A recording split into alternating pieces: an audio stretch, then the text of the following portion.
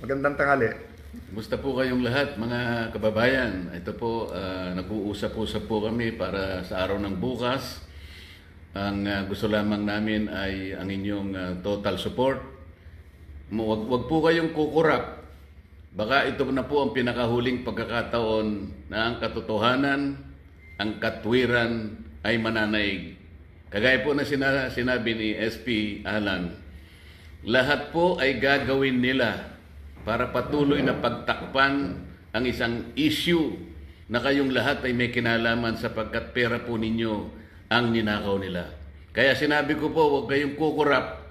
Ang gagawin namin bukas will define the direction of this country kung saan tayo papunta. Salamat po sa inyong lahat at sa inyong suporta. So, thank you very much, Kuya Dante. So, ulitin ko lang po ha. Kaya pinapaswear, di ba? To tell the truth, the whole truth, and nothing but the truth. Kasi may half-truth, may tinatago na truth, mayroon pong lies, no?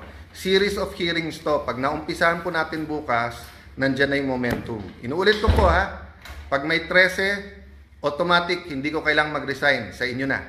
In fact, tinitingnan ko lang, day by day, week by week lang, na matuloy lang itong mga hearing at